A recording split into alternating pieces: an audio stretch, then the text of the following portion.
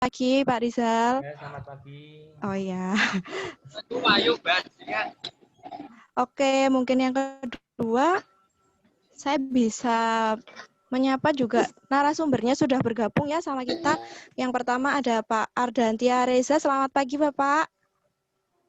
Pagi, Mbak Isabel. Oh ya, pagi. Mungkin bisa dipanggil siapa, Pak? Pak Reza atau Pak Ardantia aja? Ardantia boleh. Oh, Pak Ardantia boleh ya. Oke. Narasumber yang kedua sudah hadir atau belum ya, Pak Rizal? Masih mau submit. Atau mungkin nanti ya? Nanti ya, yang baru Pak Ardantia ya.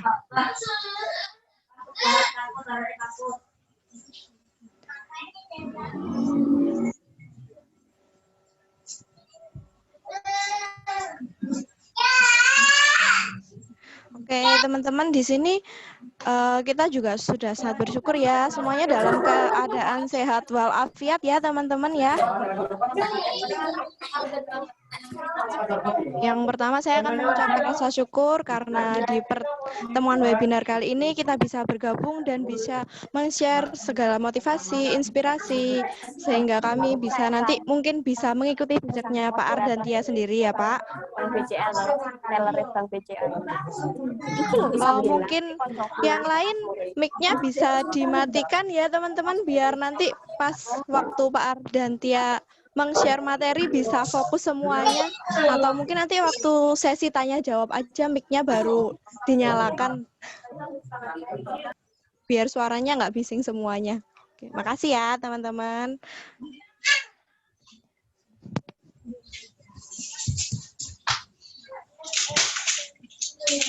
Ya, oke. Selain host, selain narsum, dan selain Bapak dosen, mikrofonnya bisa di-mute aja ya, teman-teman. Karena masih ada yang nyala juga ini. Oke, sebenarnya sedikit pengantar dari saya ya. Teman-teman di sini wirausaha kan sangat penting ya buat kita. Jadi wirausaha juga merupakan suatu proses atau cara untuk kita mendapatkan hasil yang lebih dan keuntungan yang kita harapkan dengan cara memproduksi, menjual, ataupun menyewakan suatu produk. Di mana sebuah wirausaha tersebut harus memiliki skill, tekad, modal, target, dan tujuan dan tempat yang pasti.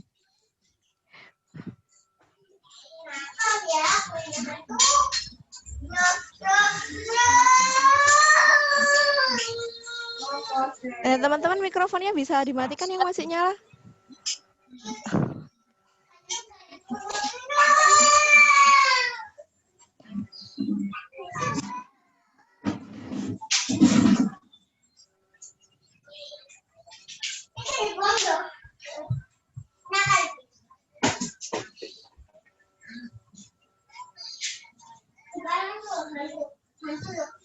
Oke, mungkin untuk mempersingkat waktu aja ya teman-teman, mungkin ada sepatah dua patah kata dari dosen kita tercinta sekaligus biar nanti pembukaannya lebih cepat juga Zoom-nya kali ini. Waktu dan tempat saya persilahkan buat Pak Rizal ya. Terima kasih. Pak Rizal silahkan. Ya, terima kasih. Assalamualaikum warahmatullahi wabarakatuh. Waalaikumsalam. Terima kasih kepada Bapak pemateri, Bapak Reza atau Pak tadi? Pak Ardantia. Ardantia ya panggilannya ya. Tadi ya. Beliau adalah kakak kelas saya ini. Oh. Ini beliau adalah lulusan Brawijaya, baru tahu ini. Terima kasih Bapak telah menjadi pemateri pada hari ini pada acara kuliah umum kewirausahaan untuk mahasiswa yang sangat bersemangat pada pagi hari ini. Ya, sedikit kata, sebenarnya acara ini adalah inisiatif dari teman-teman mahasiswa yang ingin menciptakan jiwa kewirausahaan. Mungkin melihat dari kondisi yang ada, bahwa dari hasil analisis statistik yang ada bahwa minat kewirausahaan lulusan mahasiswa telah menurun. Pada tahun 2019 itu lulusan universitas sangat menurun sekali, sehingga perlunya diciptakan semangat untuk berwirausaha. Apalagi pada masa-masa seperti ini, COVID ini saya melihat data dari Kadin kemarin itu hampir 6 juta orang lebih ada PHK dan pengangguran. Dan kayaknya hal ini akan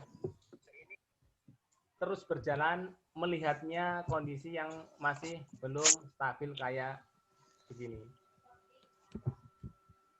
Oleh karena itu mungkin nanti teman-teman semuanya bisa belajar kepada founder-founder yang ada, Bapak Ardantia, di sini yang lebih banyak pengalamannya, mungkin teman-teman bisa belajar. Nah, mungkin di antara wirausaha yang ada strategi atau trik-trik yang bagus dari Pak Ardantia nanti bisa ditanyakan lebih lanjutnya bagaimana cara membuat wirausaha yang bagus dan bagaimana cara menciptakan strategi startup yang ada.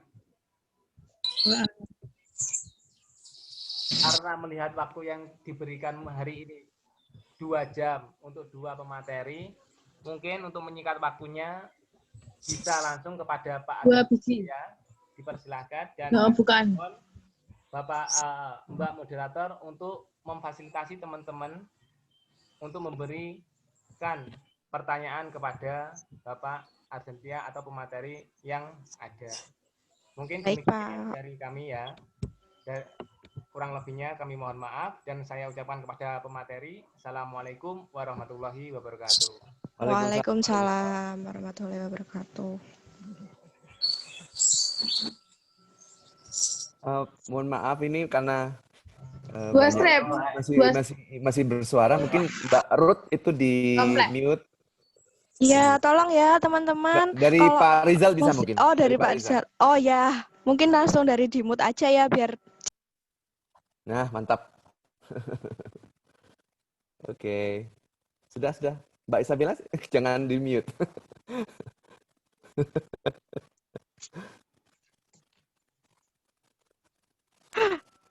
Oke, terima kasih Pak. Sudah, saya.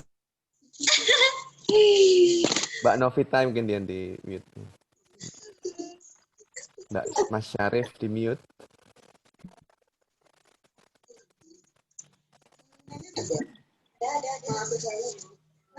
Ini Pak Ardiannya maaf, ini langsung mau ke materi aja atau boleh. saya langsung Baik. aja ya? Oh boleh, ya, oke. Ya, silakan Bapak, waktu dan tempat dipersilakan.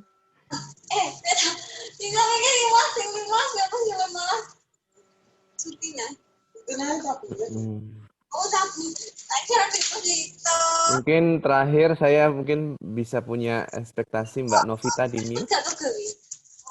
Mbak Novita Nur Latifah.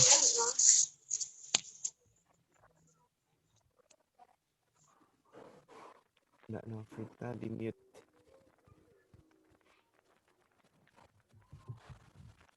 Oke. Terima kasih. Selamat pagi semuanya. Terima kasih atas undangannya Pak Rizal. Terima kasih Bapak. Ini dadakan juga sebetulnya. Apa namanya? Karena ini Mbak.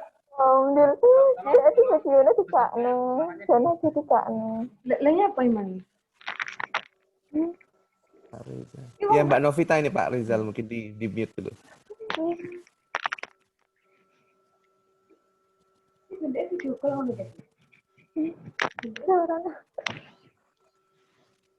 Untuk Mbak Novita, mic-nya bisa bantu mute ya Pak. Dari host aja. Nah, sip. Oke, terima kasih Pak Rizal. Sudah clear semua? Oke, silakan Pak dilanjut. Maaf ya. Oke, ya pagi. Sekarang Mbak Andriati mungkin bisa deh. Ya, oke. Ya, baik. Saya coba sampaikan sedikit yang bisa disampaikan teman. Seperti kata Pak Rizal tadi kan ada concerns bahwa takut nih jadi pengusaha gitu ya. Tapi saya coba sampaikan untuk secara keseluruhan sebagai lulusan daripada universitas atau dunia pendidikan. Jadi saya akan cerita sedikit mungkin dari apa yang saya alami, kemudian juga saya akan sebetulnya kalau di dunia kerja itu yang dicari itu seperti apa sih, ya supaya teman juga mulai dari dini itu sudah tahu apa yang harus dipersiapkan, dan baru kita nanti akan bahas mengenai sebetulnya secara entrepreneurs tuh yang dibutuhkan tuh apa. Saya cerita sedikit, Prof, journey saya 15 tahun tuh mengurusi perusahaan sendiri di Jakarta. Dan ini kebetulan tahun 2020 saya balik ke Malang setelah 20 tahun meninggalkan Malang untuk mengurusi beberapa perusahaan keluarga, yaitu Persada Hospital dan sebuah pabrik di Mojokerto. Nah, yang saya ingin pelajari dari perjalanan saya adalah ini adalah kurang lebih perjalanan saya sejak saya kuliah buat adik-adik atau teman-teman.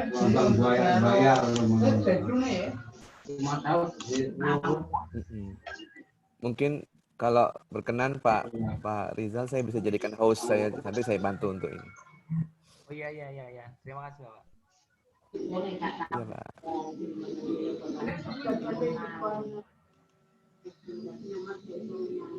ini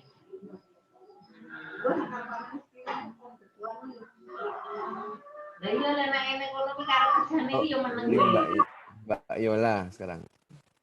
Ini soalnya kenapa? Karena bunyi, karena baru join terus kemudian nggak otomatis di mute. Nggak otomatis di mute mungkin ya Pak. Iya.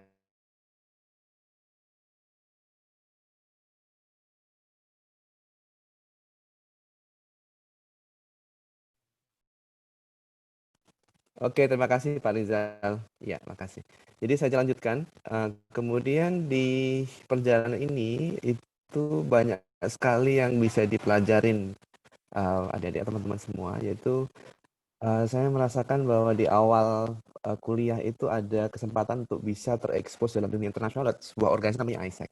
Nah, kemudian saya bisa magang di luar negeri selama 6 bulan di Kanada. Nah, sehingga itu adalah titik perubahan awal pada waktu itu masih kuliah. Jadi adalah dunia pendidikan itu memang sudah ada kurikulum yang baku, tapi kita semua jangan hanya menganggap bahwa itu sudah cukup. Jadi banyak dunia luar yang teman-teman harus tambahkan kepada diri kita masing-masing untuk ekspos ke internasional atau ekspos ke dunia luar, bahwa apapun yang ingin dipelajari di sana di luar harus diambil. Nah, karena pengalaman itu, sehingga membuat saya lebih mudah untuk mencari kerja pada waktu 20 tahun yang lalu. Saya langsung bisa diterima di sebuah perusahaan multinasional di Jakarta, itu marketing research, dan seterusnya saya ikut perusahaan satu lagi di periklanan. Jadi, poinnya adalah jadi kalau kuliah itu jangan hanya menganggap bahwa mata kuliah itu sudah cukup untuk mempersiapkan kita menjadi seorang lulusan. Nah, dalam 5 tahun perjalanan karir, itu saya belajar banyak dari rekan kerja, dari dunia kerja, industri, dan seterusnya. Nah, saya mulai melatih diri saya untuk melihat opportunity. Nah, opportunity itu atau follow opportunities itu yang tidak semua orang pernah diajarkan. Saya sendiri juga nggak belajar. Jadi melihat ada, misalnya contoh pada waktu itu saya bertemu dengan sebuah klien, dia bilang bahwa, wah saya belum pernah ketemu, saya mencari nih konsultan yang bisa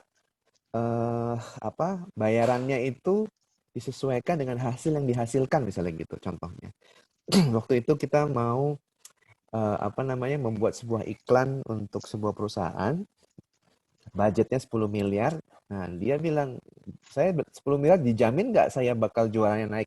Nah, itu kemudian kantor saya bilang, atau bos saya bilang, wah nggak bisa Pak, kan tugas kita bukan untuk memastikan penjualan Bapak gitu. Nah, sehingga saya melihat opportunity, oh berarti dibutuhkan para pengusaha-pengusaha atau pemilik merek itu mencari partner yang mau di skema pembayaran itu berdasarkan hasil. Nah, kemudian saya bikin kantor yang namanya MKI ini, dan saya mulai membentuk jadinya sebuah perusahaan event organizer yang berbasis dengan kalau saya jual berapa di sebuah event, maka disitulah persentase yang akan dibayarkan kepada kami gitu ya.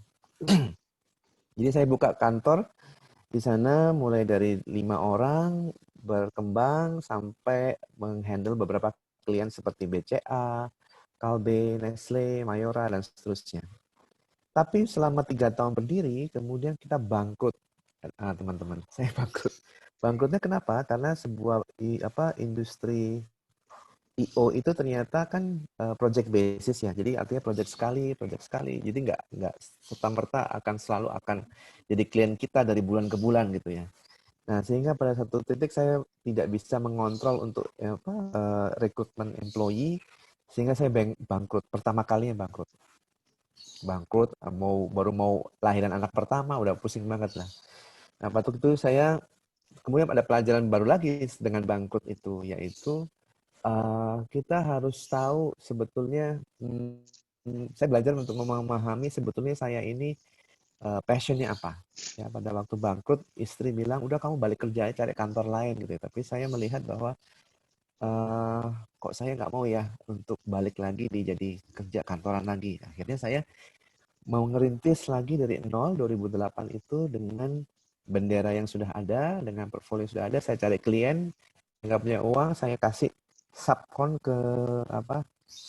ke orang lain, teman-teman saya sendiri untuk berbagi hasil contohnya. Jadi banyak karena sudah punya nama sehingga bisa mencari klien tapi tidak punya duit gitu. Nah, ini di vendorkan ke teman yang lain dan kita bagi hasil dan akhirnya bisa maju lagi. Nah, tapi nggak selesai sampai situ. Saya membuat sebuah perusahaan juga untuk berbau di bidang kuliner. Itu ada franchise bakso Cakman yang dari Malang saya bawa ke Jakarta. Saya bikin ada beberapa restoran. Kemudian saya juga menghandle merek Sour Sally dan banyak merek yang saya handle. Jadi saya mulai diversifikasi usaha. At the same time, saya juga mengalami sunsetting bisnis pada waktu digital masuk.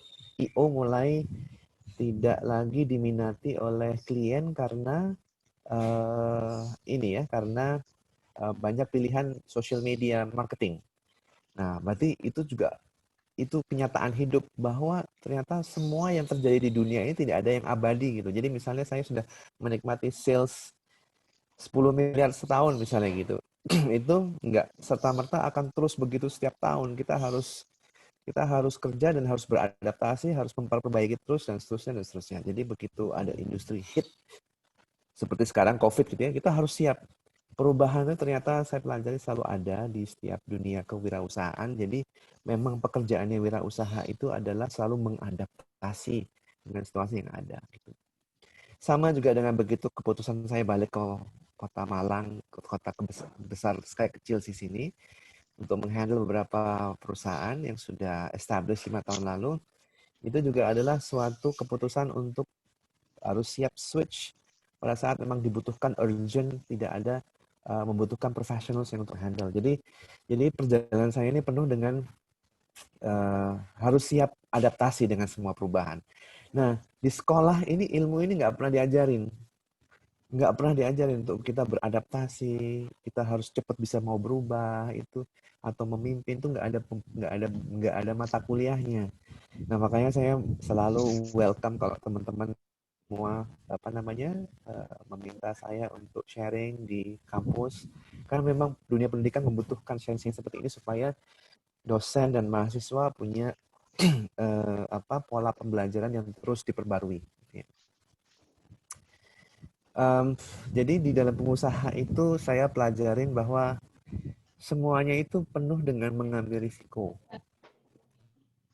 Ya, jadi risiko itu adalah sesuatu yang selalu ada di depan kita. Dan itu suatu hal yang biasa mengambil risiko. Risiko itu adalah selalu biasa asalkan kita melihat peluang, ada peluang memang selalu ada risiko.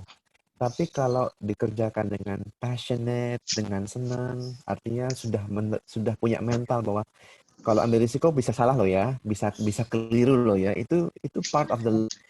Jadi ada subjek di mana di dunia kampus ya, kita kan nggak pernah kan diajarin untuk bikin kesalahan di kampus. Nah, itu yang saya rasa setiap kampus harus coba mereformasi cara belajar atau di organisasi mahasiswa untuk membiarkan setiap individu kesempatan untuk mengambil risiko. Jadi dia mau ambil risiko, dia mau coba hal bertanggung jawab untuk hal tersebut. Salah nggak apa-apa, tapi dia harus tanggung jawab. Dia harus come up with solutions. itu keseharian saya selama 15 tahun menjadi pengusaha gitu. Jadi kalau nggak belajar dari sekarang mau kapan? Jadi pada waktu teman-teman selalu saya bagaimana jadi pengusaha? Ya kira-kira beberapa menit saya tadi ngomong itu ilmunya ya kurang lebih itu aja gitu. Mulai lihat opportunity, ambil risiko, mau mencoba, berani salah, coba lagi, berani salah, coba lagi, bertanggung jawab. Kayak gitu-gitu aja sebetulnya kehidupan dari pengusaha itu. Saya ring sedikit Pak Rizal mengenai apa yang saya cari dari talenta di perusahaan kami, di perusahaan hospital ya, adalah banyak hal-hal yang tidak juga dipelajari di kampus. Saya melihat waktu masuk itu saya lihat lagi perusahaan keluarga ini berapa isu mengenai SDM, mampu mengkomunikasikan atau takut menyampaikan idenya misalnya itu pengusaha nggak bisa begitu. Jadi saya entah itu pengusaha, entah itu sebagai karyawan yang kualitas itu dia harus mampu mengeluarkan isi kepalanya dengan baik. Dia mampu berkolaborasi. Kolaborasi itu kenapa? Karena kalau di perusahaan sudah 500 orang itu kadang saya mau divisi poliklinik misalnya itu malas berkolaborasi atau berinteraksi dengan divisi farmasi misalnya gitu atau divisi yang lain gitu sehingga nggak mau repot untuk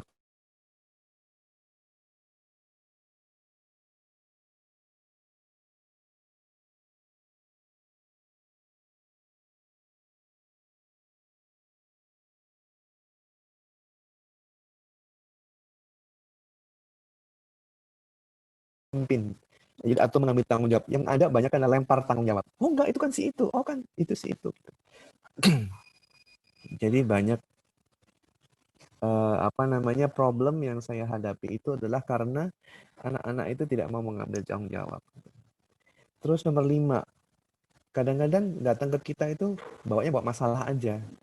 Jadi tidak punya bayangan untuk jadi saya selalu balikkan ke mereka. Oke, kalau masalahnya demikian, menurut teman-teman solusinya alternatifnya apa?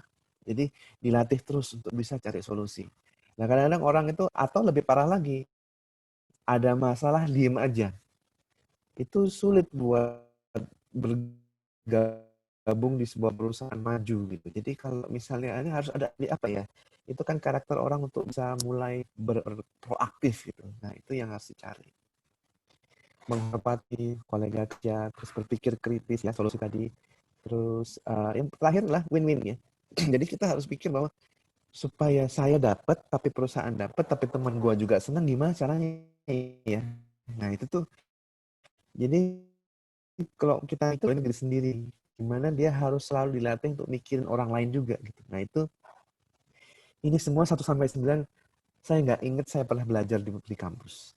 Nah untuk itu saya betul-betul meminta dunia kampus untuk bisa selalu bisa memberikan semua materi-materi ini di mana di kampus. Nah, ini ada satu materi yang saya buat waktu itu sempat sharing di sebuah mantan kantor saya mengenai UL board. Artinya adalah from you lead to legacy. Jadi ada pemikiran yang dimulai dari diri kita sendiri, kemudian kita maju ke masyarakat. Yang paling utama yang tidak ada dalam proses anak muda itu adalah kita kadang kan lulus kuliah ya, pada waktu diwawancara di wawancara kerja itu ya, kamu sebetulnya cita-citamu 5 tahun ke depan mau apa sih planningnya gitu, kadang nggak banyak yang bisa jawab. Kenapa nggak bisa jawab? Karena dia tidak dilatih untuk memahami dirinya sejak awal. Dia hanya sama kuliah cuma dijejelin sama materi aja. Materi kuliah, ujian, kuliah, ujian gitu aja. Padahal pada waktu kita mulai dalam dunia professionals, everything itu has to start from ourselves. Jadi harus start dari diri kita gitu. Jadi misalnya gini, ini nggak bisa karena ini nggak bisa serta-merta dipahami dalam waktu cepat. Jadi misalnya saya ini sebetulnya lebih kuatnya itu di bidang matematika misalnya, tapi saya tidak bisa untuk dipaksa menemui orang atau menemui sebuah konflik misalnya gitu. Itu kan harus dipahami dari awal. Sehingga kita tahu Anda ini harus sebaiknya akan ditempatkan di divisi yang mana. Jadi memahami diri kita ini adalah PR semua anak Indonesia. Karena di dalam dunia pendidikan kita tidak ada materi kuliah yang diasah untuk memahami diri. Dan padahal kalau kita tidak memahami diri, maka kita nggak tahu kita mau kemana gitu. What do you want gitu. Jadi kita sebetulnya misalnya mau jadi pengusaha atau mau jadi pegawai tapi yang sukses, boleh juga, nggak ada masalah gitu. Nah ini yang harus saya sampaikan kepada semua teman-teman di kuliah adalah you have to know yourself first. Dan baru dari situ kita masuk ke aspek berikutnya. Dalam aspek yang entrepreneurial itu adalah pada waktu kamu sudah tahu persis kamu kepengen apa, maka kamu akan mulai berlatih. Ya udah, kalau kamu mau itu, beraniin diri kamu untuk coba gitu. Nah, sampai sini kalau what do you want yang nggak ngerti, mau dipaksa mau ngapain dia gitu. Susah kan? Jadi balik lagi, ini penting banget untuk memahami diri sendiri supaya dia juga dalam relnya untuk bisa menuju kemana, dan dia baru dilatih untuk ambil risiko, mau mencoba hal yang baru, terus berani mengambil keputusan. Itu adalah sifat-sifat entrepreneur sebetulnya. Nah, kalau sudah berani melewati itu, maka belajar berikutnya adalah kalau udah melakukan sesuatu jangan setengah-setengah, harus bagus. Karena kamu berkompetisi, kamu harus kompetisi, jadi kamu harus bikin the best. Kalau udah ada yang the best yang satu, berarti kamu harus bikin the best di area yang berbeda gitu. Kayak gitu-gitu. Ini adalah ilmu berikutnya. Ya. Terus ini PR kegalauan anak-anak mahasiswa atau milenial sekarang. Karena di awal nggak pernah dilatih untuk tahu sebetulnya saya butuhnya apa, maka nggak tahu kadang nggak pede sama dirinya sendiri. Itu masalah anak-anak sekarang. Kadang nggak pede. Kalau udah nggak pede, dia nggak laku di dunia kerja maupun di dunia entrepreneur, karena abu-abu atau nggak kuat gitu. Kalau dia nggak pede, akhirnya dia nggak bisa stand out for themselves gitu. Nah itu yang akhirnya PR gitu buat kita. Nah kalau buat saya atau yang sudah lebih duluan berkarya, itu berikutnya PR-nya saya adalah saya nggak boleh bekerja cuma buat kepentingan saya sendiri gitu. Jadi whatever I do itu harus ada legacy-nya. Kalau saya berbuat itu apa sih yang left out untuk teman-teman atau sekeliling saya gitu. Jadi cari sebuah dampak. Ini mungkin bisa dipakai teman-teman ngomong-ngomong soal know yourself. Coba diklik www.16personalities.com, coba deh masuk ke sini. Karena saya pakai ini gratisan kok, untuk memahami di spektrum karakter yang mana kita, dan itu kelihatan cocoknya itu profesinya di mana, atau mungkin mau pengusaha di bidang kreatif atau pengusaha di bidang analitis, itu akan ketahuan di sana. So I just wants to say bahwa everything itu harus based on purpose. Artinya semua harus punya tujuan. Jangan berangkat dengan melakukan jadi mulai dari sekarang, whatever you want to do, the way you makes your activity itu semua based on purpose. Kamu maunya apa dan kamu ingin berperan apa buat masyarakat. Itu dari sekarang coba dilatih untuk bisa selalu menanyakan, aku tuh mau ngapain ya gitu. Ya.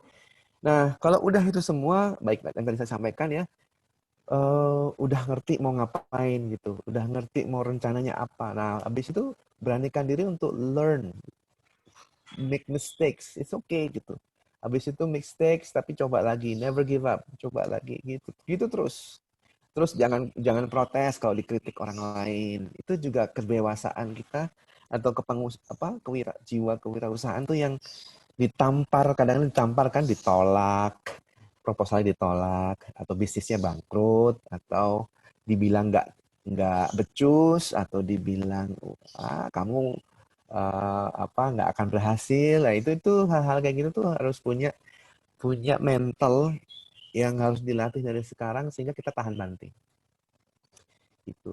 Saya ini asik ya, bahwa banyak ilmu yang saya sampaikan ini tidak ada gitu, ada di bangku kuliah. Jadi ini penting buat teman-teman untuk bisa pelajari.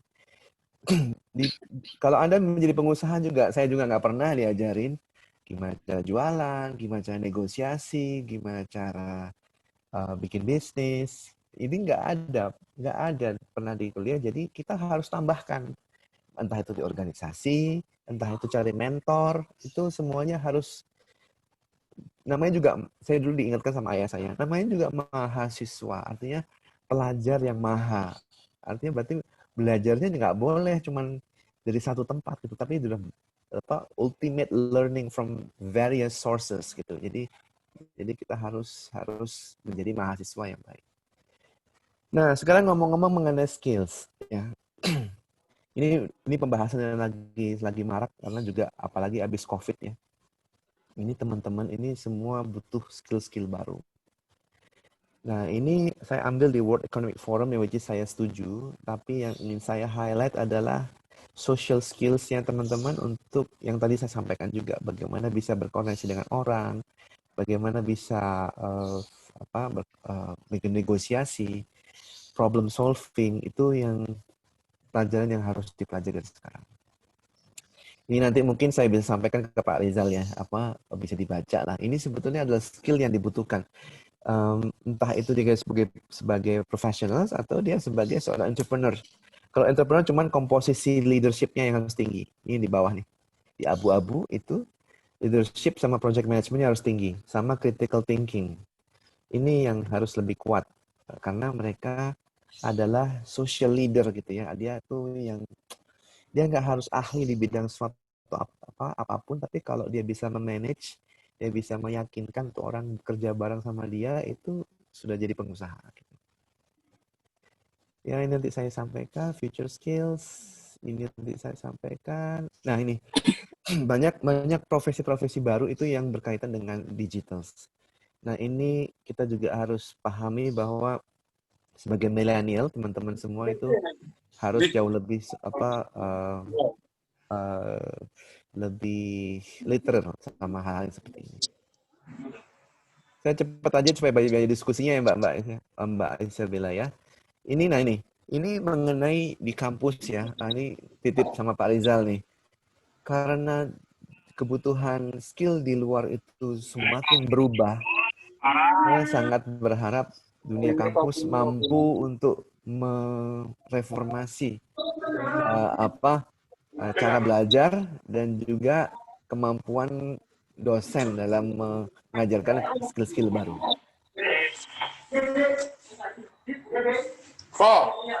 Mungkin ini baru join, ini Mas Adit ya, thank you Mas Adit. Oke. Nah, entrepreneur dalam sebuah slides itu sebetulnya cuma satu slide ini ya.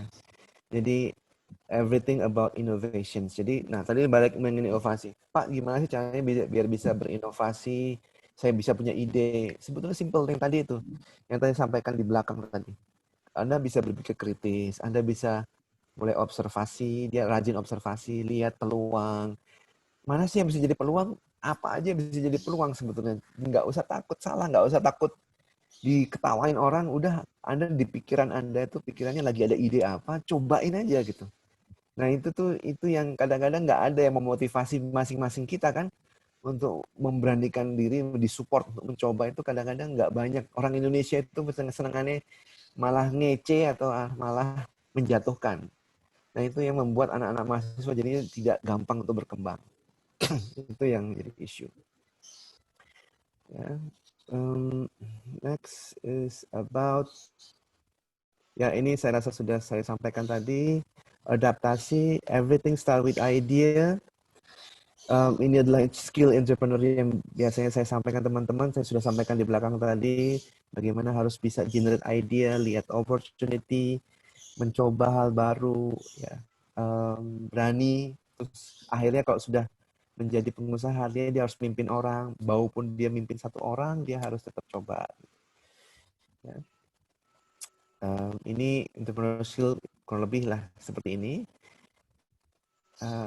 Nah ini saya cuma saran sama dunia pendidikan bahwa kalau betul-betul serius ya untuk teman-teman ini dibantu skill entrepreneurnya, ada dua hal yang bawah yang ingin saya usulkan. Yang pertama adalah kasih ruang yang cukup pada mahasiswa untuk bisa melakukan banyak project trial. Jadi dia mencoba usaha atau project bikin usaha kecil-kecilan yang membuat mereka bisa menemukan banyak kesalahan, mengeksplor, tapi berani nyoba gitu.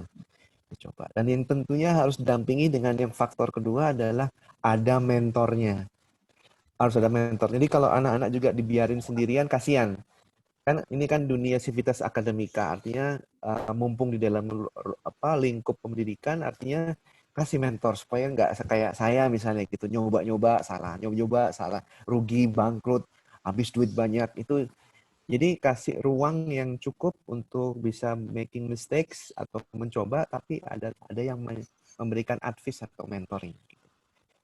Atau sebaiknya kalau misalnya dia buka di kuliner, ya ada mentor kuliner, atau dia dibuka di usaha fashion atau butik, ada yang ngajar, kayak gitu kurang lebih. Basically yang ingin saya sampaikan sih itu, bahwa semua pengusaha itu senangannya adalah selalu cari problem to be solved gitu. Banyak. Jadi ini adalah apa, nature of entrepreneur yang senang mencari, ketemu dengan problem dan they're trying to solve the problem. Saya akan lewatkan ini semua, nanti bisa dilihat sendiri, karena ini tools-tools semua. Basically, seorang entrepreneur adalah seorang leader juga. Ya, dia seperti yang saya sampaikan tadi, self-awareness. Kalau nggak tahu kita ini siapa, kita maunya apa, rencananya apa, maka akan sulit untuk bisa maju. Dia juga, karena dia juga harus, selain selesai dengan dirinya, dia juga harus mulai untuk mengurusi orang banyak soalnya sebagai entrepreneur itu. Jadi, dia harus bisa menegosiasi, dia harus bisa meyakinkan orang. Jadi dia harus pede dulu self-nya, dirinya sendiri itu harus selesai dulu.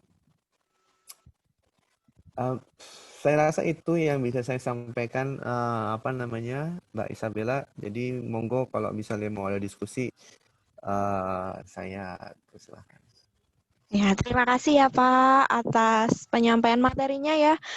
Tema hari ini kita dikasih banyak saran, motivasi, dan masukan ya dari Pak Ardantia. Dari Exploring Entrepreneurship Learning Insight-nya Pak Ardantia, kita juga punya suatu purpose ya. Kita harus tahu tujuannya kita sendiri itu seperti apa. Kita harus tahu diri kita sendiri itu seperti apa ya kan. Mungkin dari critical thinking-nya kita kurang, atau mungkin kita kurang aktif dalam organisasi atau gimana. Mungkin teman-teman ada yang mau bertanya dari pematerinya kita, biar kita diskusi semakin seru nih nanti Zoom-nya. Pak Rizal, teman-teman, mumpung ada ahlinya di sini. Ya, mumpung kita bisa menggali sama-sama ya. Belum ada yang mau tanya teman-teman, atau mungkin mic-nya yang di mute sudah bisa dinyalakan ya teman-teman, untuk yang bertanya aja, tapi jangan semuanya nanti bingung. Bapak Ardantia ini adalah founder-founder yang luar biasa. Banyak sekali ini yang dibangun. Foundernya ini banyak ya, ada PT Kuliner Nusantara Sejahtera Indonesia, ada yang dari generasi muda, ada yang mungkin tadi bergabung di banyak perusahaan ya. Oke, oh ya, saya pribadi juga berterima kasih dulu waktu perusahaannya Pak Ardantia, Marketing Komunikasi Indonesia yang MK itu ada menamai BCA ya Pak. Oke, bagian dari BCA, sangat berterima kasih ya Pak. Mungkin itu juga sudah lama sekali.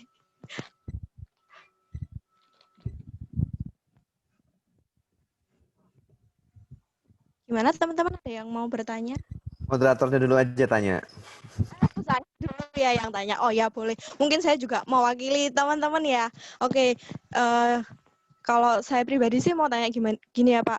Bapak kan dulu pernah di luar negeri ya, pernah hidup di Jakarta sudah 20 tahun ya yang lalu. Mungkin apa hiruk pikuknya kan sangat banyak banget ya di sana. Balik ke Kota Malang yang mungkin intensitas hiruk pikuknya maksudnya tidak seramai di sana ya Pak. Yang dirasain perubahannya tuh apa aja sih? Kayak mungkin namanya adaptasi lagi, atau mungkin aset-aset yang di sana itu seperti apa? Ada yang mengelola atau gimana? Atau masih sering bolak-balik Malang Jakarta atau gimana? Sudah jelas ya Pak pertanyaannya ya? Ya, gini, berdasarkan pengalaman pada waktu kita selesai kuliah 20 tahun lalu ya di Brawijaya itu, memang pada waktu kita masih kuliah atau menjajaki karir itu memang perlu berada di tengah-tengah pusaran aktivitas ekonomi atau aktivitas metropolitan ya, supaya kita banyak berinteraksi dengan banyak orang, punya banyak networking, punya banyak referensi, punya banyak pengalaman. Itu ya itu yang dicari adalah kita membangun jaring ya, teman-teman di sana, banyak mendengar, banyak belajar gitu. Itu sebetulnya yang dicari kalau kita di level masih belajar. Pada waktu kita balik ke sini udah banyak sharing, udah banyak ini, challenge-nya berbeda. Belajarnya tetap, tapi porsi untuk fokus itu jauh lebih tinggi. Kalau dulu tuh kita harus menangkap sebanyak-banyaknya, sekarang kita harus fokus memilih. Kamu harus mau, setelah apa yang kamu lihat, kamu mau pilih yang mana. Kamu mau fokus, mau spesialisasi atau mana. Dalam hal ini, saya mengambil waktu saya untuk, karena balik untuk keluarga. Jadi orang tua sudah, jadi kita harus balik, kita juga harus ada family business yang harus dikembangkan untuk next stage. Jadi saya fokus di Malang untuk itu. Nah, kalau udah fokus itu sebetulnya sudah tidak terganggu dengan lingkungan. Jadi ya senang saja kalau ke kantor nggak macet, terus habis itu ya. terus enak, kalau lari-lari udaranya dingin, Udah dingin nggak ya ada di sana kan. polusi. Bener Jadi ya. jadi ya enak-enak aja. Nanti mungkin pada saatnya, mungkin kepada waktu misalnya misi ini masih sudah bisa kita kembalikan lagi ke profesional, mungkin saya bisa next to the next mission apa gitu, bisa gitu Mbak. Oh iya. Mungkin ini Pak, dari dulu kan perusahaannya Bapak di kuliner, mungkin di periklanan. Sekarang kan jauh sekali sama rumah sakit ya Pak ya, sekarang ya, yang lagi dikelola ya. Itu mungkin ada suatu kebingungan atau apa dalam mengelolanya atau gimana Pak? Ya, dalam mengelola perusahaan itu sebetulnya saya belajar kita ini harus fokus. Jadi pada saat mungkin kita lebih muda gitu ya, gitu banyak eksplor, kita banyak mau gitu, kita bikin. But then the next thing yang pada waktu kita sudah mulai beranjak lebih menambah pengalaman ya, tugas utama itu adalah fokus sebetulnya. Jadi gini, manusia itu ternyata ada limitnya. Maunya tuh mungkin bisa segede alam semesta, tapi tenaga itu harus tahu ada limitnya, cuman segede bumi gitu. Nah, untuk itu makanya penting kita untuk mengorganisir delegasi atau kolaborasi atau kerjasama sama orang lain. Jadi misalnya kalau saya kepengen punya perusahaan 5 misalnya gitu, apa iya harus saya semuanya yang harus mimpin, kan nggak boleh, nggak juga. Nggak bisa ya. Jadi harus fokus. Kamu mau jadi apa, pemilik perusahaan? Ya udah, kalau gitu pimpinan perusahaannya kasih ke orang lain. Kamu harus hire CEO, kamu hire direktur utama untuk mengurusi usaha-usaha kita yang ada gitu sih. Jadi harus tahu posisi, mengambil akhirnya fokusnya mau jadi apa gitu. Oh ya. Oh ini tadi ada pertanyaan Pak Ardantia dari Mbak Dinar Ayulina. Coba bisa mau tanya langsung atau gimana? Coba bisa mic-nya dinyalakan, mau tanya langsung ke Pak Ardantianya Mbak. Silahkan. Iya baik, ini ada pertanyaan untuk Pak Reza. Menurut Bapak sendiri, hal apa sih yang perlu disiapkan untuk kita ingin menjadi seorang wirausaha? Terus kunci meraih sukses bagi Bapak Reza itu seperti apa? Terima kasih. Mbak Dinar tadi kan ikutin kan yang materi tadi, dari Mbak Dinar, kira-kira apa yang Mbak Dinar tangkap dari materi ini tadi?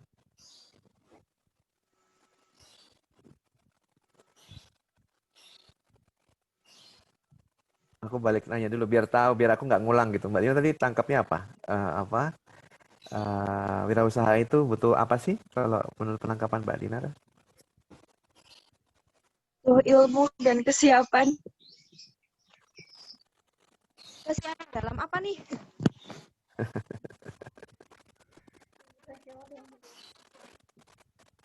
Dari atau apa, kan sekarang juga banyak ya yang jualan all shop atau apa. ya itu kan termasuk wirausaha ya. Nah, mungkin kesiapan yang bagaimana yang Mbak Dinar persiapkan atau mungkin sudah bikin? Ya Mbak Dinar, ayo. Gak apa-apa, ini namanya juga kuliah Sharing ya umum. Pak ya. Oh iya, iya. Nggak ada yang Maaf tanya tadi ya Pak, nggak ada yang suaranya putus-putus. nilai. Gak apa-apa, gimana? Mbak Dinar nangkepnya apa? Maaf suaranya putus-putus gimana? Ya, tadi kan Mbak Dinar juga ikutin materinya. Apa yang Mbak Dinar tangkap dari pertanyaan Mbak Dinar sendiri? Kalau ini saya tanya dari sudut pandangnya Bapak aja sih, gimana untuk menjadi seorang wirausaha gitu Pak. Tadi kan udah dijelasin di materi bahwa pertama kalau mau paling gampang Mbak Dinar sekarang sudah tahu belum kira-kira kenapa kok pengen jadi wirausaha? Itu aja dulu gitu. Terus wirausahanya yang sukanya kira-kira bidangnya apa itu udah tahu belum? Jadi coba mulai dari memahami dulu diri sendiri. Udah ada bayangan belum kira-kira? Untuk saat ini sih masih pengennya di bidang industri gitu ya, kayak apa namanya, kita rencananya pengennya sih pengen buat kayak toko bangunan gitu Pak, atau properti kayak usaha kosan gitu sih Pak. Bagus dong. Berarti Mbak Dina sudah melewati tahap bahwa sudah memahami diri rencana dan juga sudah punya keinginan. Nah, sekarang dalam rencana tersebut yang ada nggak yang membuat ragu-ragu Mbak Dinar yang kira-kira masih ingin ditanyakan itu apa yang masih mengganggu pikiran, yang masih mungkin menciptakan keraguan?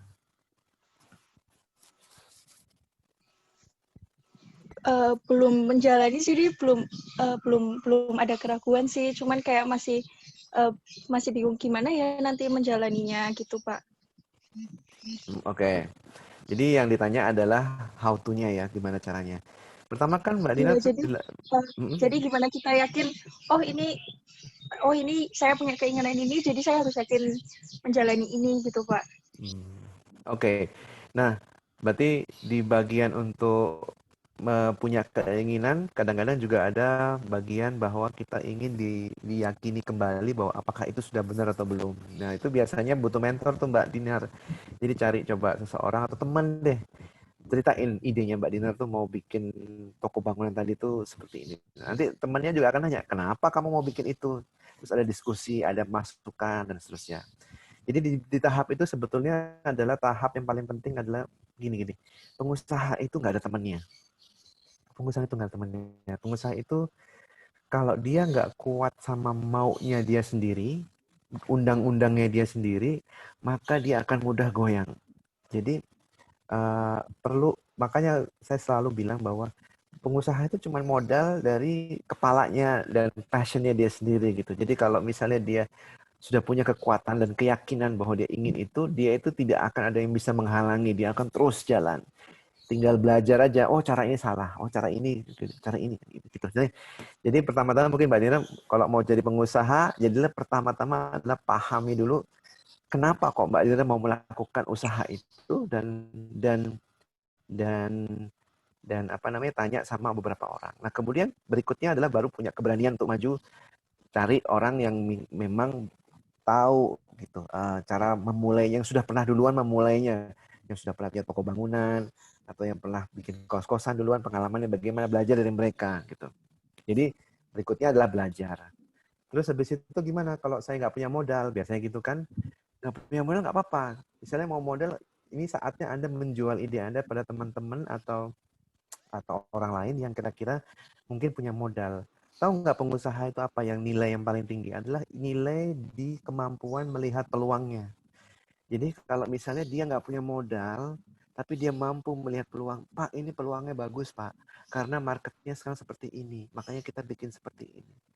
Saya tuh sering ketemu sama teman-teman mahasiswa, dia yang kasih tahu saya, Pak sekarang trennya seperti ini. Makanya jadi saya sering ketemu sama teman-teman di kampus gitu ya, mendengarkan cerita mereka, karena saya juga mungkin sudah nggak posisi di mereka gitu. Nah jadi jiwa-jiwa seperti mereka yang saya cari, jiwa-jiwa pengusaha masih kuliah, nggak punya modal, mungkin saya punya sedikit modal. Nah kita bisa tuh kawin sama anak-anak yang hebat-hebat itu gitu. Jadi kalau mau meraih sukses tuh nanti dulu Mbak. Yang penting tercapai apa yang dicita-citakan. Mungkin gitu saya coba jawab Mbak Dina. Terima kasih, Pak. Terima kasih. Ya, mungkin nambah ya. Mbak Dinar mungkin untuk mencoba dulu lah paling enggak. Kita tahu nanti gimana hasilnya. Sharing-sharing ke teman-teman dulu aja. Atau mungkin yang lain mau tanya selain Mbak Dinar, silahkan waktunya dipersilakan. Iya, Pak Ardantia, saya mau tanya, Pak. Silakan, Mbak. Ya, jadi menurut Bapak sendiri, sebagai pemula nih ya, Pak, dalam menentukan jenis usaha yang akan kita mulai itu, apakah sebaiknya kita menentukannya berdasarkan bidang yang kita inginkan atau bidang yang kita minati, atau berdasarkan peluang ya, Pak? Maksudnya peluang di sini tuh sebuah tren gitu, Pak. Mungkin yang sedang diminati dan kita bisa kayak ngelihat ada kesempatan untuk mencoba itu bisnis tersebut seperti itu, Pak. Ya, thank you Mbak Arti. Ya saya jawab aja. Saya juga dulu sempat bingung tuh mau mulai dari mana dulu. Tapi gini, yang saya sudah temukan jawabannya.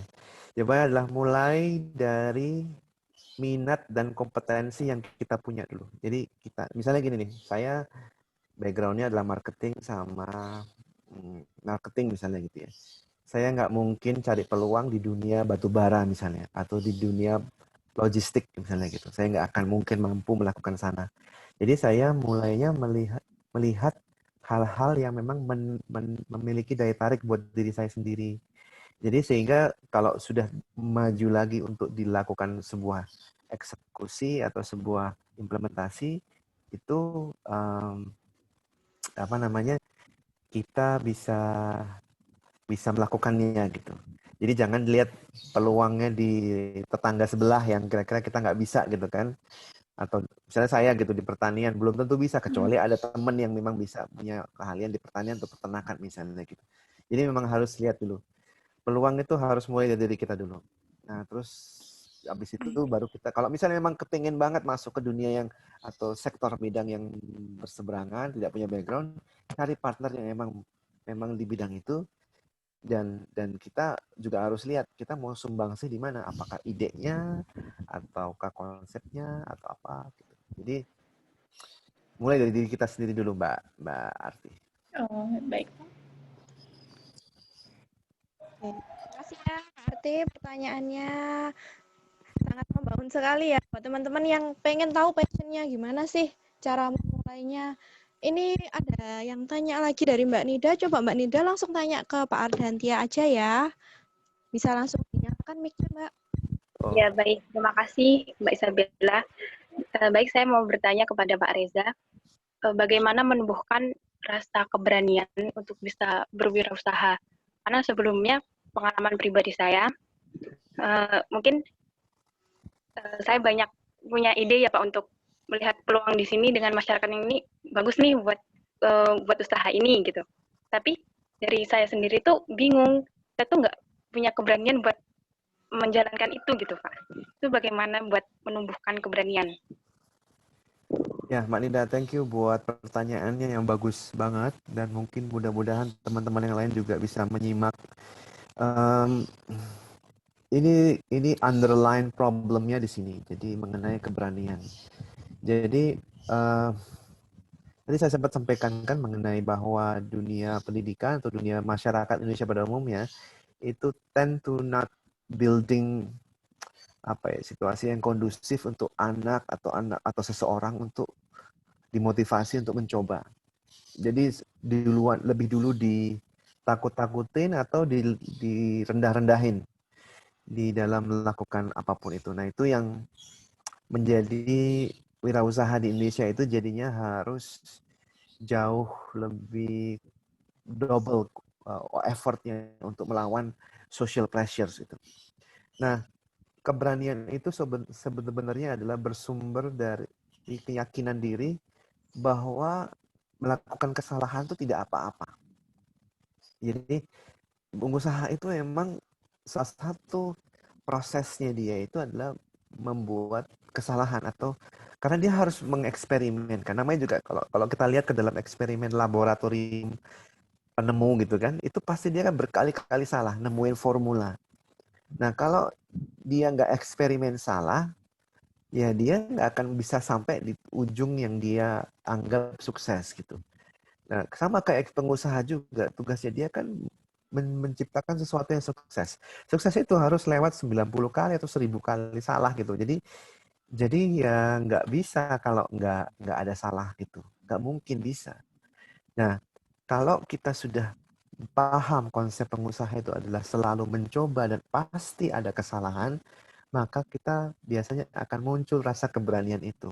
Karena it's okay untuk gagal dan emang harus gagal. Itu harus. Jadi aku bilang harus itu emang pasti. Nggak mungkin nggak ada salahnya gitu. Jadi tapi kalau sudah berkali-kali gagal, terus kemudian kita juga punya jiwanya itu adalah tetap mau coba terus akhirnya mulai berani gitu. Berani artinya gini, aku udah kira-kira ngerti nih. Kalau aku keliru mungkin 3 kali atau 4 kali aku bisa deh. Habis itu aku kira-kira akan nemu apa yang terbaik gitu. Nah akhirnya dia punya kepercayaan diri lama-lama. Akhirnya kita mulai punya kepercayaan diri, terus kita juga makin ahli dalam mengkalkulasi resiko. Wah, kalau kayak gini berkali-kali gagal, kebanyakan waktu misalnya gitu.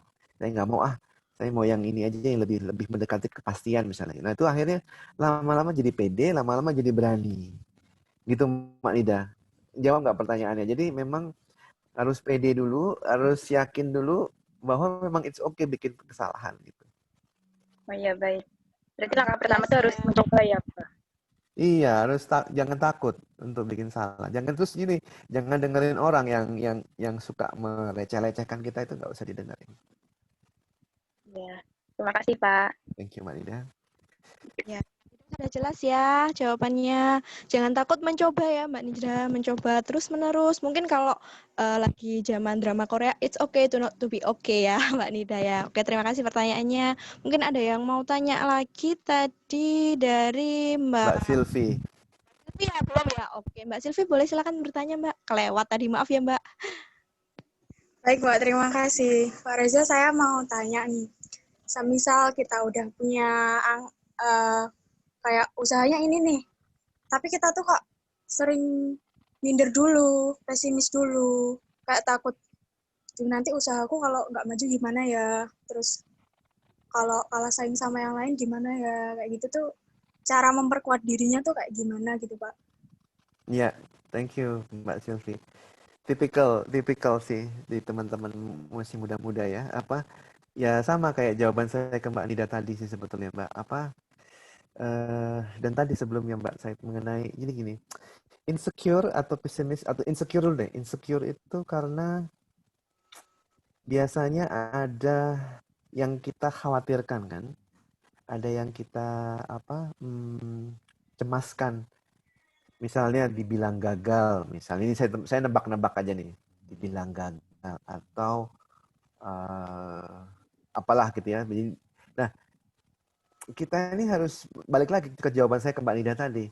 Kita ini harus tahu bahwa gagal itu pasti. Mungkin kehilangan dana itu juga mungkin pasti. Rugi karena nyoba kan gitu kan. Jadi kalau itu aja kita nggak bisa menerima, maunya langsung bisa sukses, aku nggak bisa bantu.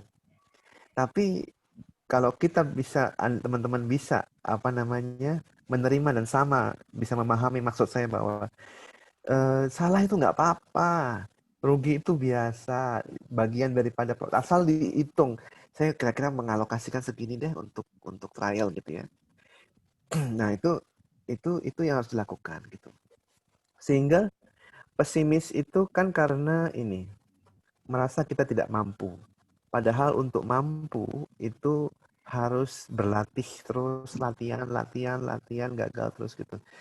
Nah, dalam masa proses kita berlatih itu jangan sampai kita diganggu orang lain. Kadang-kadang yang mengganggu itu adalah orang lain yang ngapain sih kamu repot-repot seperti itu? Ngapain sih kamu coba-coba? Yang pasti-pasti aja tole gitu ya, kadang-kadang gitu ya. Atau nduk gitu kan. Nah, itu yang kadang membuat kita pesimis gitu. Atau kita nah, itu tergantung dari kita gitu. Kita udah punya kekuatan keyakinan nggak kita kepengen nyoba sampai mana gitu. Nah, itu yang sebetulnya yang harus balik dari diri kita sendiri. Itu kadang-kadang muncul juga pesimistis itu kalau motivasi kita mencoba itu adalah karena kita ingin punya dalam persepsi wirausaha itu bagus loh gitu. Wirausaha itu teman saya berhasil loh gitu. Jadi bukan dari diri kita. Itu yang jadinya akhirnya kita punya level of ini motivasi pembuktian jadinya, bukan motivasi pingin untuk diri kita berhasil buat diri kita sendiri. Tapi pembuktian. Nah, kalau udah pembuktian ini sulit gitu. Jadinya motivasi tidak dari dalam, tapi karena untuk supaya look good ke yang lain. Jadinya ke orang lain ya, Pak. Jadinya insecure jadinya gitu. Gitu sih sebenarnya lebih entrepreneur ini banyak faktor mental nih teman-teman semua. Jadi itu yang harus dipahami. Mungkin menjawab Mbak Sylvie. Ya, mungkin ada tanggapan dari Mbak Sylvie, Mbak. Jadi kayak perlu gimana ya, penguatan mental dulu gitu ya, Pak. Harus Mbak Sylvie-nya ini dulu emang kepingin jadi pengusaha? Kali aja nggak kepingin. Kali aja ya, pengen yang lain. Kepingin. Kenapa kok kepingin? Soalnya ya dari orang tua juga udah berasa juga. Oh, oke. Ya sudah. Jiwanya sudah ada ya berarti ya. Ya tinggal dicoba. Kalau nggak bisa nggak apa-apa. Kalau gagal nggak apa-apa. Jadi aman kok. Nggak ada yang ngejudge gitu. Santai aja. Mau nyoba boleh, nggak nyoba boleh. Mau nyoba 2 kali boleh. Jangan khawatir. Dan mungkin yang ngejudge belum tentu lebih baik dari kita ya, Pak Ardantia ya. Ya, ada banyak kok orang lebih baik dari kita dan nggak apa-apa. Nggak apa-apa. Yang penting kitanya maunya apa gitu. Mudah-mudahan menjawab, walaupun kurang lengkap kali ya. Kalau mungkin kurang puas boleh tanya lagi nih. Boleh. Ada pakarnya ya. Boleh, kasih WA juga boleh Pak Rizal. Boleh ya, waduh. Baik sekali pemateri hari ini ya. Sudah cukup atau mau tanya lagi? Udah cukup, Mbak. Terima kasih. Oke, terima kasih Mbak Sylvie. Yang lain mungkin Mbak Ayu. Siapa? Mbak Ayu ya. Silakan Mbak Ayu yang mau tanya pertanyaan. Oh ya, gini Pak Reza, saya mau bertanya. Ini kan saya udah dari tahun 2016 ya memiliki usaha laundry dan saya juga berkuliah juga sudah dari usaha laundry ini. Nah, itu untuk mempertahankan semangat. Soalnya tadi saya juga lihat profilnya Pak Reza itu dalam arti ada naik turun dalam usaha, terus juga bagaimana tadi mengalami kebangkrutan dan bagaimana mengalami digital era ini. Nah, itu bagaimana sih Pak? Kan kadang kita juga sendiri dalam manusia itu kan ada namanya stuck dalam diri kita untuk berusaha dan kegagalan itu. Nah, bagaimana sih Pak? Dalam selama ini Bapak kan dari tahun berapa tahun benar-benar udah lama itu menggeluti wirausaha itu tetap bersemangat di situ dan tetap memiliki tekad di situ mempertahankan. Terima kasih Pak. Thank you Mbak Ayu. Ya ini kurang lebih sebenarnya jawabannya kurang sama. Jadi ini ya gimana ya saya ngomongnya. Pengusaha itu tadi saya sampaikan nggak ada yang bisa ngatur dia itu cuma dirinya sendiri. Jadi kita termotivasi masih semangat atau tidak masih semangat itu tergantung kita sekali. Kayak contohnya saya kenapa kok masih bisa mempertahankan diri. Contoh waktu bangkrut misalnya contohnya bangkrut. Kenapa kok masih jadi mau wirausaha? Ternyata saya menemukan saya kalau bayangin saya jadi profesional ini perusahaan orang, terus habis itu saya terima perintah dari dia itu gue nggak merasa bahwa saya melakukannya ini untuk jadi saya udah nggak terbiasa, saya biasa untuk membangun yang saya bisa kontrol gitu. Nah jadi untuk itu akhirnya saya memilih dan memutuskan dan tidak pernah berubah sejak 2008 saya tidak akan pernah bekerja untuk orang lain kecuali saya memang mau bekerja untuk pembaktian diri untuk negara misalnya gitu. Misalnya ditawarin jadi direksi di BUMN misalnya atau apa itu pembaktian kan. Artinya tapi kalau untuk bekerja itu ya maunya sih ngurusin perusahaan sendiri dan saya bisa kasih manage policy buat apa namanya buat karyawan sendiri, buat ketebalannya seperti apa, nggak perlu makan hati di apa sama pemiliknya mungkin kan. Jadi udah punya ini sendiri gitu. Nah, seperti Mbak Ayu mau dengan usaha laundry-nya. Back again, Mbak Ayu cinta nggak sama usaha laundry ini? Atau cuma punya-punyaan? Itu juga kadang-kadang saya juga punya. Kadang-kadang ada kayak gitu perasaan kita punya usaha ya Mbak ya. Ini mau punya-punyaan atau mau dikembangin atau mau diapain gitu. Atau mau dibiarin aja seperti itu. Nah itu tuh nggak ada yang bisa ngasih tahu kita kecuali kita gitu. Ya mungkin ada beberapa orang bisa bantu kita menggali, mempertanyakan ya. Ayu sendiri apa rencana ke depan? Apakah usaha ini bagian daripada rencana tersebut? Apakah ingin membesarkan usaha tersebut? Kayak gitu-gitu. Itu kayak pertanyaan-pertanyaan self reflections.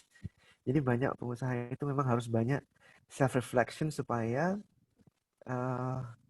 karena nggak ada yang bisa ngasih tahu dia harus ngapain gitu. Dia harus mimpin dirinya sendiri. Itu sih perbedaannya. Jadi banyak-banyak aja Mbak itu untuk bertanya pada diri sendiri sebetulnya what do you want dengan bisnis laundry ini misalnya gitu.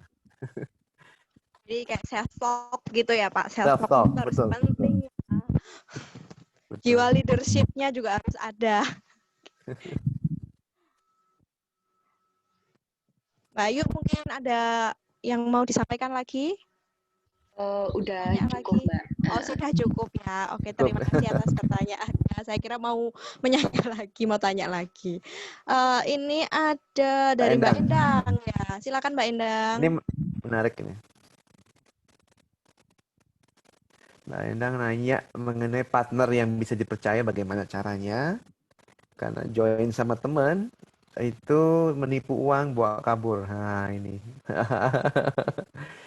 Iya. Ya. Jadi dia nggak bisa menyampaikan langsung nih Mbak Isabella. Oke, saya jawab ya Mbak Endang. Jadi ini memang ini sudah problem berikutnya ya. Setelah kita sudah menjawab problem kita sendiri, nah ini problem pada saat kita menjalankan usahanya. Tipu menipu itu bagian daripada pembelajaran. Jadi biasanya bisa terjadi demikian tuh karena kita tidak bisa membedakan antara profesionalitas partnership sama teman.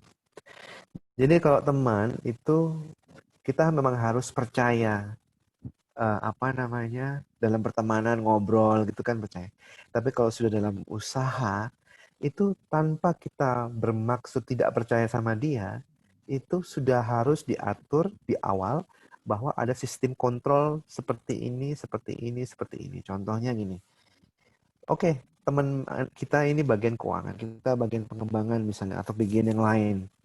Nah, tapi dalam sebuah sistem kontrol kita sudah sepakatin dulu di awal, jauh sebelum ini memulai, bahwa ada sistemnya digital misalnya itu. Bahwa setiap minggu akan ada pelaporan atau check opnam uang itu setiap minggu bersama-sama. Jadi dibuat pada saat belum ada kesempatan. Jadi aturan-aturan itu dibikin sebelum ada operasional berjalan. Jadi itu kayak biasa gitu. Ya, yuk kita bikin usaha ya, yuk. Ya kamu store berapa? Store segini. Jadi diatur di awal supaya kedepannya nggak ada konflik. Nah, biasanya karena kita ini mulainya tuh dengan rasa persaudaraan, penipuan atau pencurian itu terjadi karena ada kesempatan. Karena iya ya teman-teman gue nggak peduli, nggak terlalu kayaknya. Ya udah ambillah sedikit lah, aku lagi butuh nih di rumah misalnya gitu itu kayak gitu tuh ada gitu. Tapi kalau diingetin dia menyesal gitu. Jadi memang perlu ada kontrol di awal supaya tidak ada salah paham gitu aja. kontrak kerja di awal kali ya Pak. Kerja, sistem kali kontrolnya disepakati dan seterusnya gitu. Legalitasnya juga kali ya, legalitasnya dari itu semua ya. Iya. Oke. Udah kayaknya nih. Atau mungkin belum puas tanyanya, boleh tanya lagi. Baru nemu pertanyaan mungkin. Mungkin saya boleh tanya Bapak. Silakan Pak Rizal. Silakan Pak Rizal. Ini kan Bapak ini kan banyak sekali perusahaan yang didirikan, mungkin ada istilahnya buat proposal kompetisi bisnis buat mahasiswa Bapak. Boleh Pak, boleh. Dengan senang hati. Dengan senang hati Pak. Iya. Saya support sekali dunia. Intinya Pak, selama saya bisa, saya selalu support dunia pendidikan supaya dapat anak-anak yang lebih berkompeten. Ya. Berarti untuk selanjutnya bisa diagendakan untuk membuat kompetensi bisnis. Boleh. Ya? Boleh Pak. Oke, terima kasih. Nanti bisa ketemu lagi ya Pak ya. Boleh. Iya, boleh. Mungkin teman-teman Banyak sekali ya teman-teman ya Pak Setia ya. Ayo, ada yang mau tanya lagi? Mungkin saya itu aja ya, saya wakilin dari teman-teman ya Pak. Saya mau tanya lagi boleh ya? Ada poin di mana tadi open your mind sama know yourself ya Pak. Gimana sih kayak intinya biar kita tahu diri kita tuh passionnya tuh apa tuh gimana sih Pak? Selain dari ada webnya tadi, mungkin setiap malam mau tidur tuh mikir angen-angennya apa, pasti ada ya yang kayak gitu ya teman-teman ya. Itu seperti apa sih? Ya itu benar tuh, angan-angan. Tapi kadang-kadang itu juga tidak mengkonfirm kan, karena kan kita butuh dia meyakinkan diri kita kan, kadang-kadang kita tidak yakin.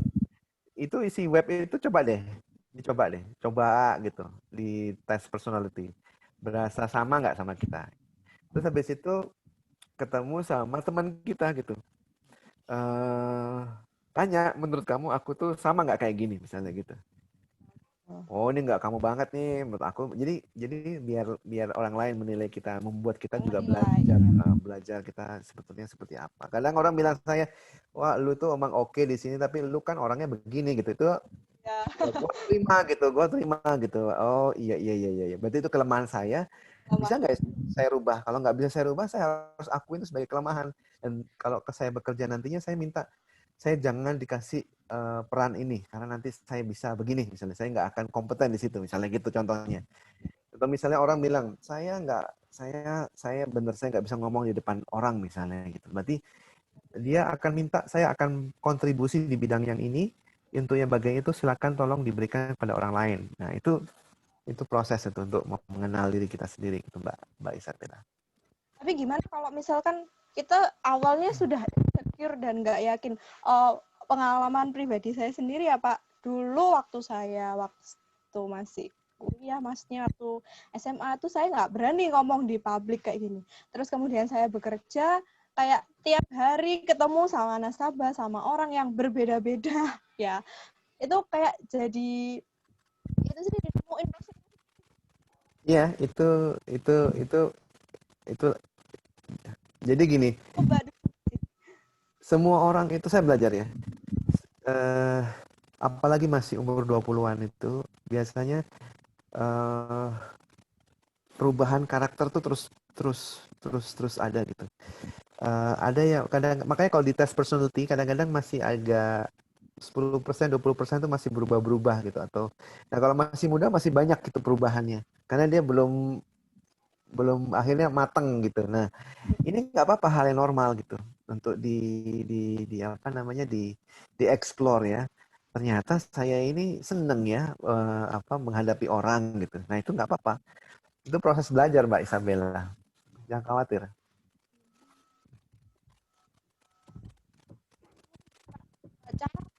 Bapak kan sudah banyak ya ketemu sama kolega-kolega dari luar maupun dari dalam negeri. Pasti ada lah ya kolega yang mungkin sifatnya atau perlakuannya kurang nyaman lah ke kita.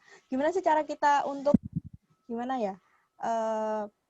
menyampaikan maksudnya kita agar niat kita tuh tetap baik, komunikasinya tetap baik, tapi mungkin dari sananya sudah nggak enak duluan gitu. Caranya kita nyikapi gitu gimana, Pak? Itu teknik ya. Jadi kalau udah teknik komunikasi gitu tuh biasanya gini. Tergantung keinginan kita apa dulu. Apakah kita punya keinginan untuk membuat dia memahami misalnya gitu ya. Maka karena dia mungkin lebih penting karena dia customer kita, maka berarti kan settingnya beda. Berarti harus bikin dia tenang. Kalau bikin dia tenang berarti nomor satu adalah tunjukkan bahwa kita mau mendengar. Kemudian tunjukkan kita mau memahami. Dengerin, keluarin, biarin dikeluarin terus semuanya. Oke, saya paham Pak atau Bu.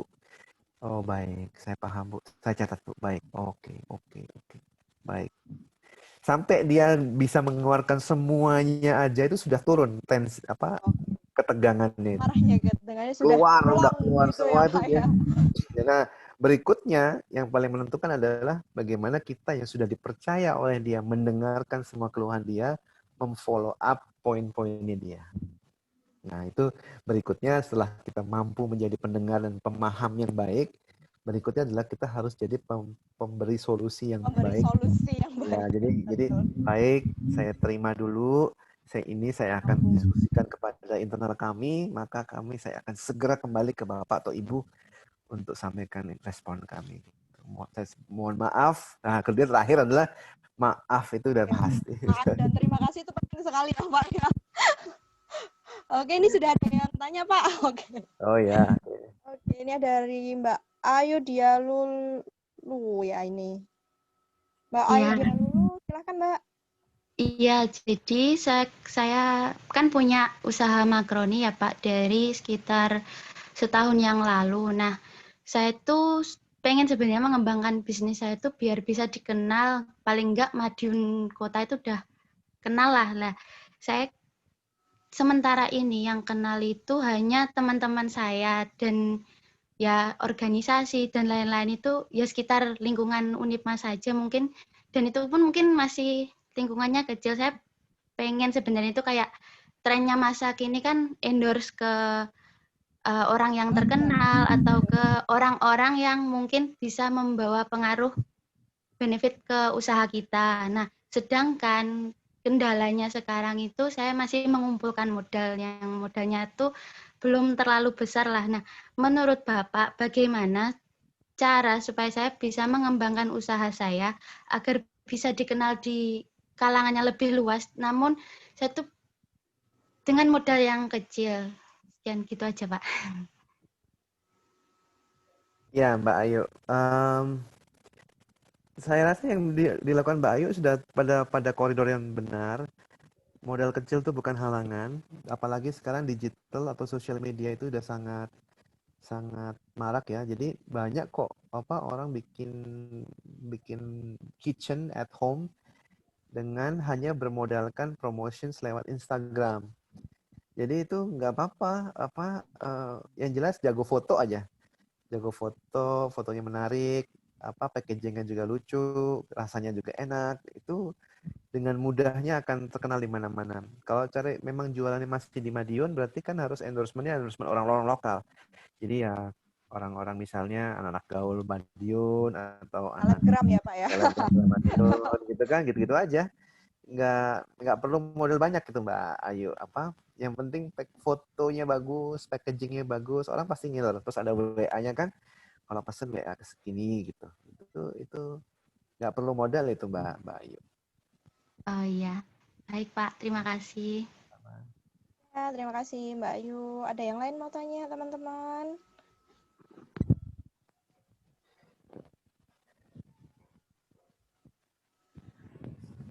Begitu dulu. Panjang jamnya kayak. Yang sepi-sepi aja ya yang tanya. Ya. Saya sampai bingung mau tanya apa lagi. Mungkin Pak Rizal, soalnya nih aku. Rizal nih mungkin ya. Lama kali ya nggak ketemu ya. Saya itu tertarik dengan Pak Ardantia. Saya ingin belajar banyak kepada Bapak sebenarnya. Ya Pak, siap dengan senang hati. Mungkin bisa main-main ke Malang Pak kalau sudah COVID. Boleh. Yang Pak. Boleh. Boleh, boleh. Aman, Pak. Bagaimana teman-teman semuanya? Apa sudah Cukup ya. Atau bagaimana? Silahkan, mumpung ada Masih ada. yang bagus nih. Luar biasa sekali. Atau mau saya jembatani mau tanya lagi? Kalau mungkin sudah nggak ada pertanyaan nggak apa-apa. Saya Kan wakili mau tanya lagi, boleh ya, Pak? monggo, monggo, monggo. Oh gitu. Monggo, monggo. Ya. Oke, saya aja mau tanya Pak. Oke, terkait COVID-19 ini ya Pak ya. Bapak kan sudah banyak ya itu perusahaannya. Mungkin ada itu nggak Pak? Perubahan dari labanya, profitnya mulai turun atau mulai gimana? Atau mungkin kiat-kiatnya? Soalnya beberapa bulan terakhir ini tuh memang kewirausahaan dan ekonomi di Indonesia kan banyak yang turun ya Pak. Bank-bank juga mulai sepi. Itu seperti apa Pak? Mungkin caranya untuk menanggulanginya Pak? Kalau di dunia rumah sakit itu sebetulnya memang kehantamnya pada waktu bulan April dan Mei, pada saat itu tinggi-tingginya COVID, dokter juga nggak mau datang ke rumah sakit, jadi nggak banyak aktivitas dalam kita. Itu mungkin yang pukulan yang paling besar. Sekarang sih Juni, Juli, Agustus sudah mulai beranjak untuk kembali normal. Untuk dunia kuliner memang sulit ya, karena dine-in atau makan di tempat kan juga dibatasi. Jadi mau tidak mau dunia restoran udah sampai setengahnya aja sudah harus bersyukur, karena memang bukan suatu bisnis yang bisa serta-merta berubah jadi full dipindah ke online ya. Orang juga nggak membeli makanan hanya karena makanannya, tapi juga untuk membeli suasana gitu. Jadi itu juga sulit buat kita. Kalau pabrik itu kalau pabrik sih sebenarnya nggak malah bagus ya, karena impor lagi sulit untuk masuk ke Indonesia. Jadi kalau kita ini kesempatan untuk bisa merebut pasar impor gitu. Iya, macam-macam. Setiap industri macam-macam sih. Jadi ya kita makanya beradaptasi terus, lihat mana yang dalam perubahannya harus difokuskan, yang dibutuhkan apa. Memang tugasnya pengusaha tuh seperti itu sih. Adaptasi ya Pak dengan lingkungannya.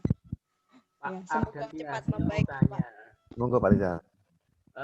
Ini kan kayaknya, sepertinya kan COVID ini kan masih akan sedikit lama Pak ya, karena melihat dari perkembangan yang ada, terus belum adanya istilahnya vaksin yang untuk mengatasi kondisi seperti ini, dan melihat dampaknya itu sangat luas sekali secara ekonomi, politik, dan lain-lainnya, bahkan kepada wirausaha yang ada.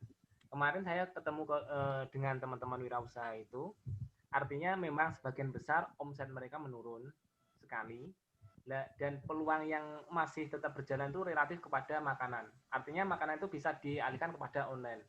Kalau di Magetan sendiri saya menemui itu kayak seperti batik Pak ya.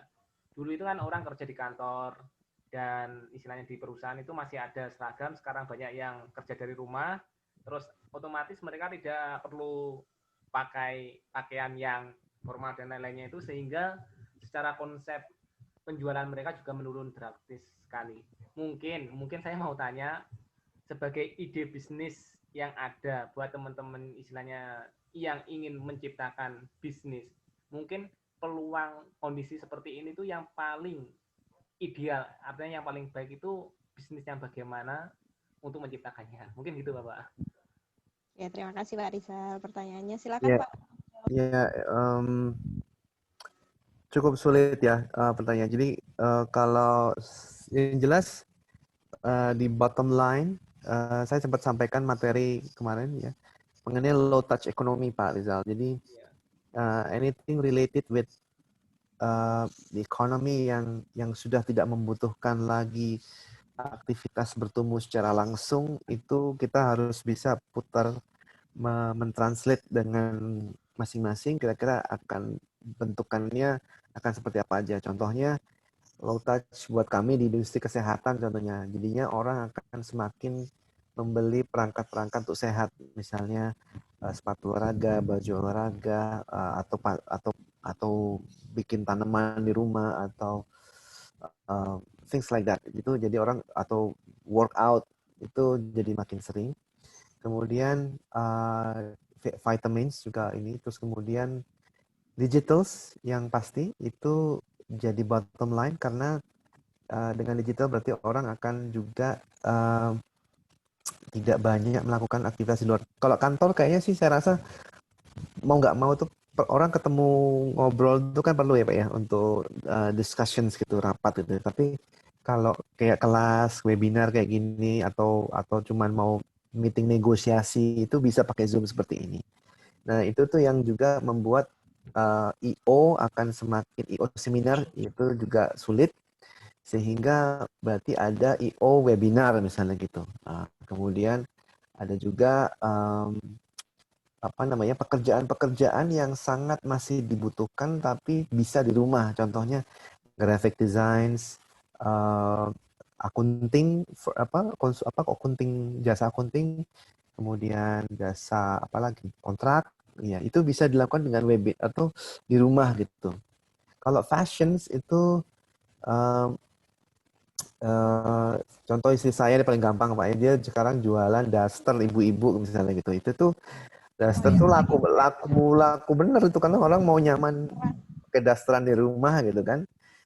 Itu juga jalan. Kalau yang bapak-bapak saya nggak tahu apa.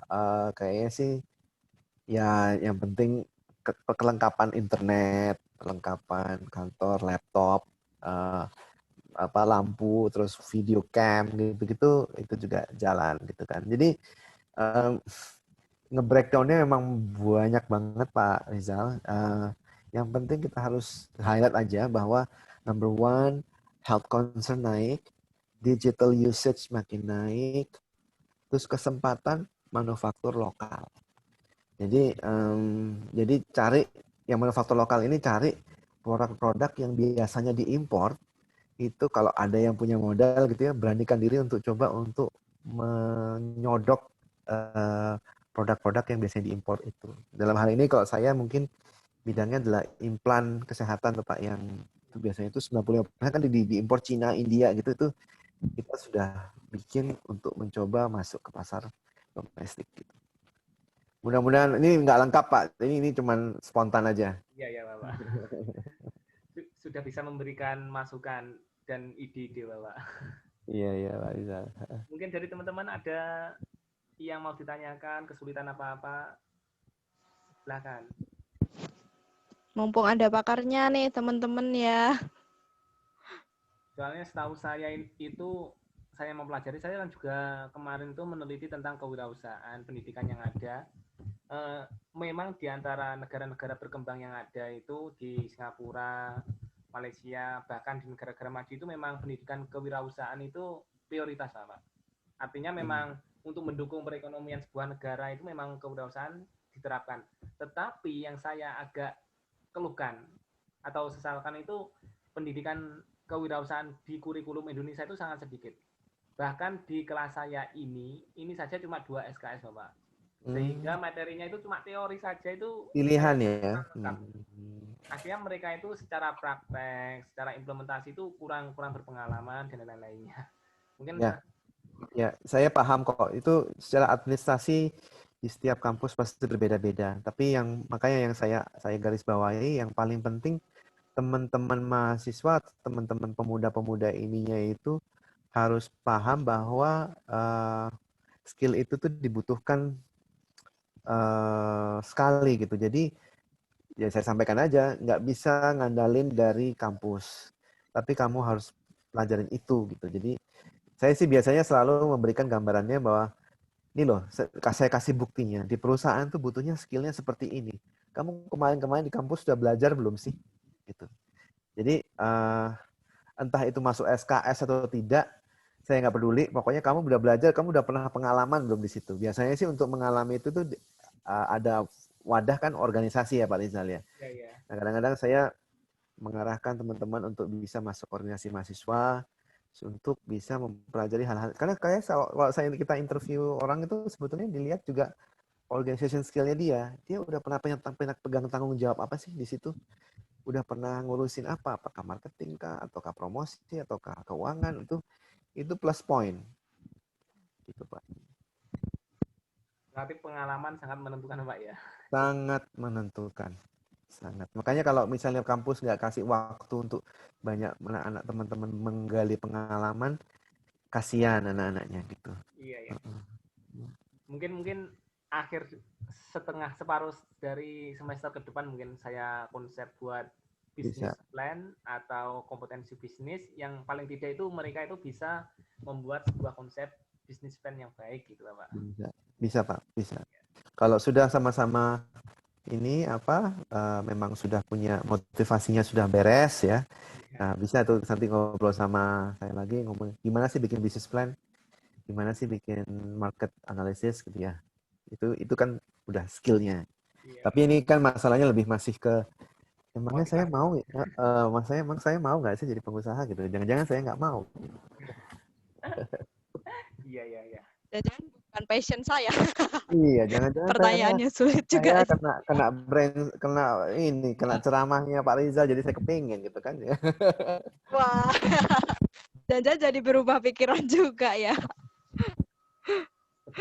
Sebenarnya saya pernah survei juga Pak. Berarti mahasiswa itu memang orientasinya itu 75% tuh ingin menjadi pegawai negeri atau menjadi pegawai apa.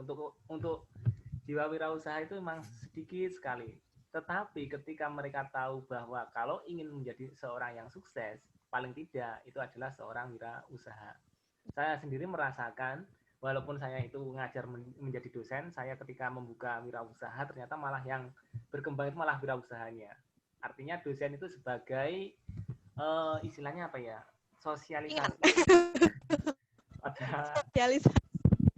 Prestis. Ya mungkin. Kalau orientasi bisnisnya ke bisnis saya mungkin gitu. Ya tapi saya rasa itu perlu paling seorang atau seorang program leader itu tidak mengalami sendiri wirausaha itu sendiri. Kalau enggak jadinya nggak bisa mau sharing apa tuh kan Pak.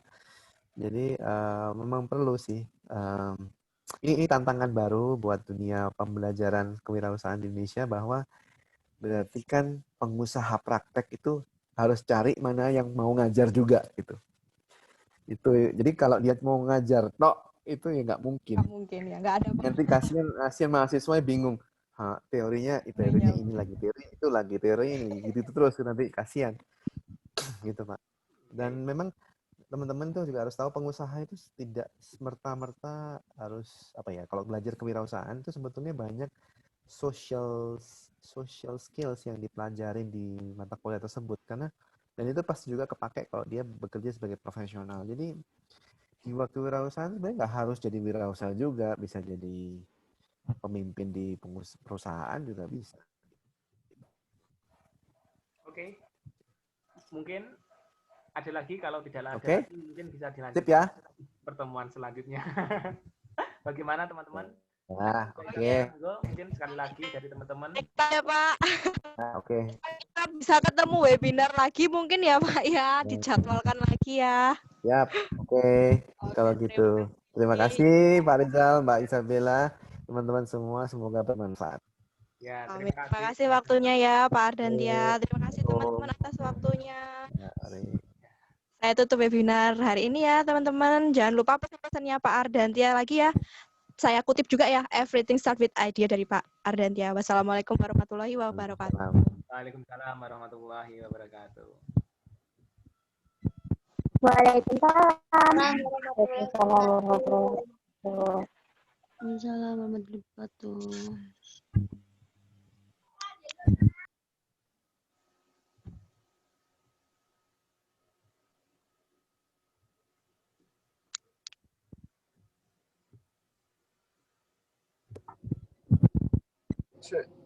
Allah.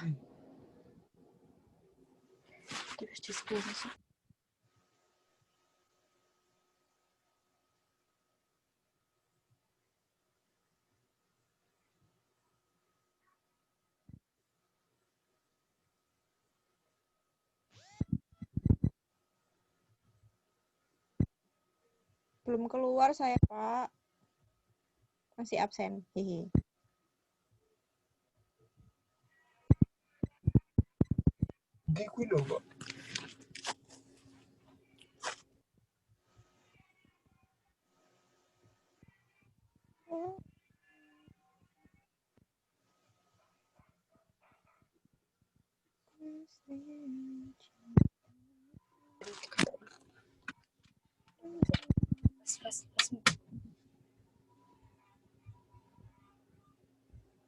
sih anjay.